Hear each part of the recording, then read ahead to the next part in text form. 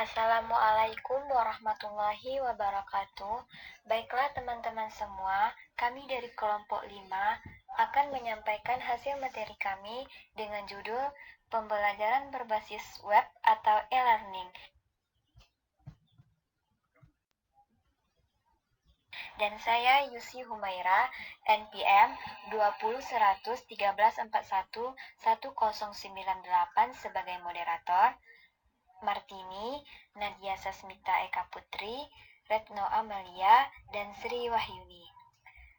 Kita langsung saja masuk materi pertama yang akan disampaikan oleh Saudari Martini. Terima kasih saya ucapkan kepada moderator. Saya Martini, NPM 201113411109 akan menjelaskan tentang pembelajaran berbasis web. Dilihat dari pengertian, pembelajaran berbasis web merupakan suatu kegiatan pembelajaran yang memanfaatkan media situs atau website yang bisa diakses melalui jaringan internet. Pembelajaran berbasis web atau yang dikenal juga dengan web-based learning merupakan salah satu jenis penerapan dari pembelajaran elektronik. Dan ada juga karakteristik dari e-learning. Yang pertama yaitu interactivity atau yang biasa dikenal dengan interaktivitas, yaitu tersedia jalur komunikasi yang lebih banyak, baik secara langsung seperti chatting atau messenger, atau secara tidak langsung seperti forum, mailing list, atau buku tamu. Yang kedua yaitu independensi atau yang biasa dikenal dengan kemandirian, adalah fleksibilitas dalam aspek penyediaan waktu, tempat, pengajar, dan bahan ajar. Hal ini menyebabkan pembelajaran menjadi lebih terpusat kepada siswa. Yang ketiga yaitu accessibility atau yang biasa dikenal dengan aksesibilitas. Maksudnya adalah sumber-sumber belajar menjadi lebih mudah diakses melalui pendistribusian di jaringan internet dengan akses yang lebih luas daripada pendistribusian sumber belajar pada pembelajaran konvensional. Yang keempat yaitu enrichment atau pengayaan. Maksudnya di sini adalah kegiatan pembelajaran, presentasi materi kuliah, dan materi pelatihan sebagai pengayaan memungkinkan penggunaan perangkat teknologi informasi seperti video streaming, simulasi, dan animasi. Poin selanjutnya yaitu manfaat dari e-learning. Yang pertama, bila dirancang dengan baik dan tepat, maka pembelajaran berbasis web bisa menjadi pembelajaran yang menyenangkan, memiliki unsur interaktivitas yang tinggi, menyebabkan peserta didik mengingat lebih banyak materi pelajaran, serta mengurangi biaya-biaya operasional yang biasanya dikeluarkan oleh peserta didik. Contohnya saja uang jajan atau biaya transport. Yang kedua yaitu materi pembelajaran kini tidak lagi tergantung pada medium fisik seperti buku pelajaran cetak atau CD-ROM, melainkan berbentuk data digital yang bisa didekode atau diuraikan melalui perangkat elektronik seperti komputer, smartphone, telepon seluler, atau piranti elektronik lainnya.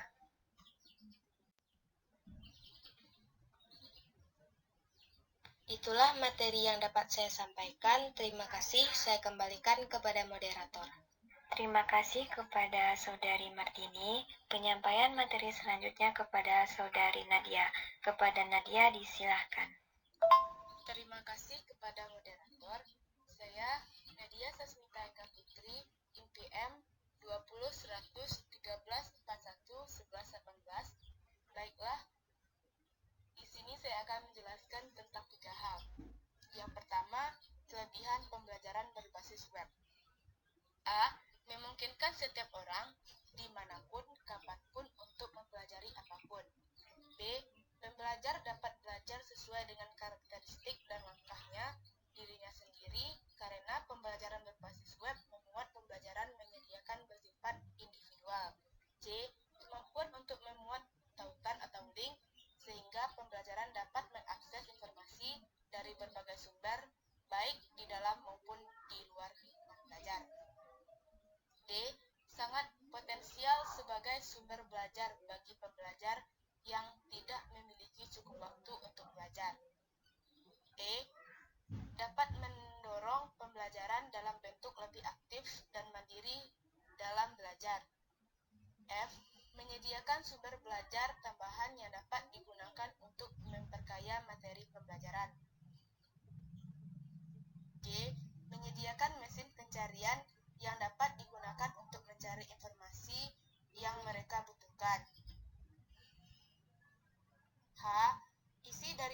pembelajaran dapat diupdate dengan mudah.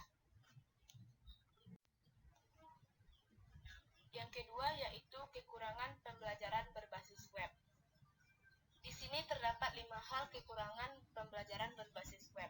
Yang pertama, keberhasilan pembelajaran berbasis web tergantung pada kemandirian dan motivasi pembelajar. 2. Akses untuk mengikuti pembelajaran dengan menggunakan web seringkali menjadi masalah bagi pembelajar. 3. Pembelajar dapat cepat merasa bosan dan jenuh jika mereka tidak dapat mengakses semua informasi dikarenakan tidak terdapatnya peralatan yang memadai dan bandwidth yang cukup. 3. Dibutuhkan panduan bagi pembelajaran untuk mencari informasi yang relevan karena informasi yang terdapat dalam web sangat beragam. 5.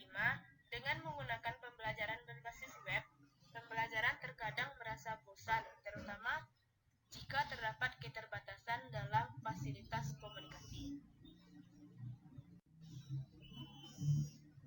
Yang ketiga yaitu model blended learning dalam pembelajaran web. Blended learning adalah proses mempersatukan beragam metode belajar yang dapat dicapai dengan penggabungan sumber-sumber virtual dan fisik. Metode blended learning memberikan kesempatan bagi peserta pembelajaran online, salah satunya untuk bertatap muka. Metode blended yang demikian banyak diterapkan utamanya ketika kompetensi yang hendak dicapai adalah keterampilan atau psikomotor tertentu. Sekian dari saya kembalikan kepada moderator. Terima kasih kepada Saudari Nadia.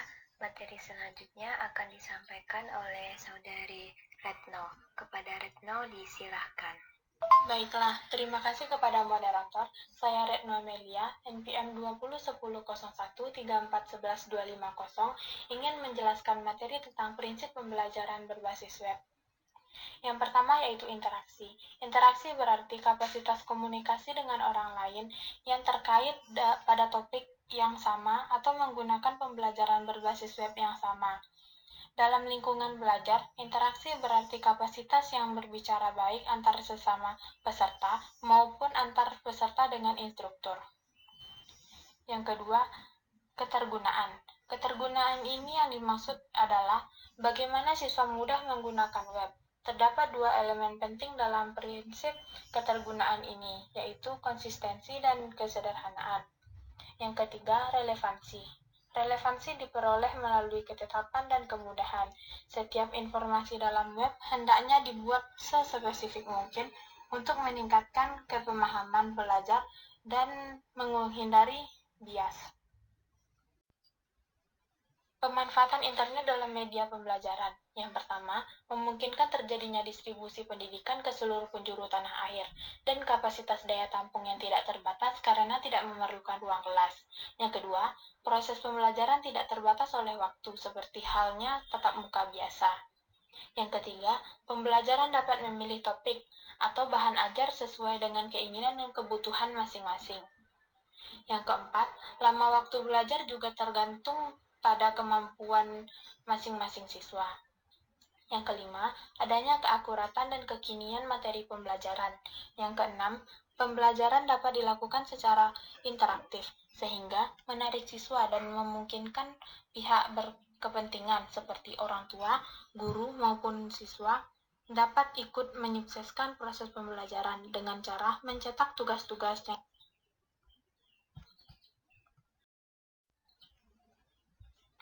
Pengembangan model e-learning.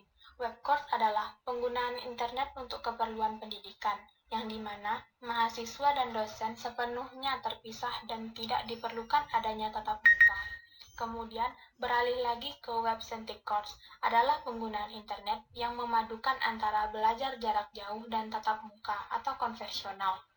Lalu, beralih lagi ke web enhanced course, yaitu pemanfaatan internet untuk menunjang peningkatan kualitas pembelajaran yang dilakukan di kelas.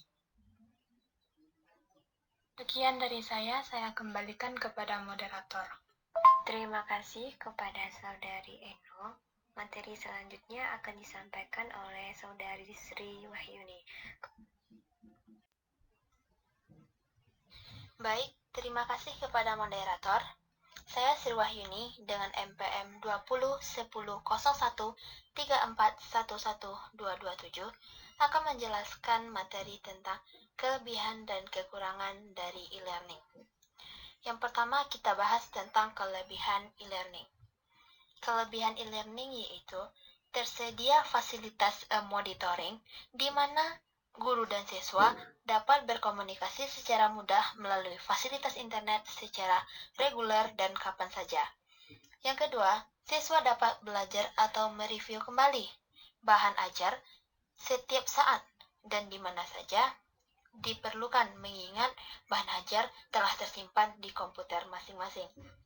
Yang kedua, baik guru maupun siswa dapat melakukan diskusi melalui internet yang dapat diikuti dengan jumlah peserta yang banyak, sehingga dapat menambah ilmu pengetahuan dan wawasannya yang lebih luas. Yang keempat, metode e-learning ini akan relatif lebih efisien. Contohnya, bagi mereka yang tinggal jauh dari sekolah atau kampus, akan tetap bisa mengikuti perkuliahan atau pembelajaran. Yang kelima, guru dan siswa dapat menggunakan bahan ajar atau petunjuk belajar yang terstruktur dan terjadwal melalui internet. Yang keenam, siswa memerlukan tambahan informasi yang berkaitan dengan bahan yang dipelajarinya. Jadi, mereka dapat melakukan penambahan informasi tersebut dengan mengakses internet. Yang terakhir, berubahnya peran siswa dari yang biasanya pasif menjadi lebih aktif dan lebih mandiri. Baik. Selanjutnya saya akan membahas tentang kekurangan dari e-learning. Yang pertama, interaksi antar guru dan siswa, bahkan antar siswa itu sendiri, akan menjadi kurang. Yang kedua, proses pembelajarannya cenderung ke arah pelatihan daripada pendidikan. Yang ketiga, siswa yang tidak mempunyai motivasi belajar cenderung akan gagal. Yang keempat, kecenderungan mengabaikan aspek psikomotorik atau aspek sosial dan sebaliknya mendorong tumbuhnya aspek komersial. Yang keempat, merubah peran guru dari semula menguasai teknik pembelajaran konvensional, kini juga dituntut mengetahui teknik pembelajaran yang berbasis ICT. Dan yang terakhir, tidak semua tempat tersedia fasilitas internet atau jaringan. Hal ini akan menyebabkan kesulitan bagi siswa dan mahasiswa dalam mengikuti pembelajaran. Sekian materi dari saya, dikembalikan ke moderator. Terima kasih kepada Saudari Sri Wahyuni. Itulah tadi penyampaian dari materi kami. Saya sebagai moderator dari awal sampai akhir. Kalau ada salah dan janggalnya saya mohon maaf. Saya tutupi saja dengan membaca wabillahi taufiq wal hidayah. Wassalamualaikum warahmatullahi wabarakatuh.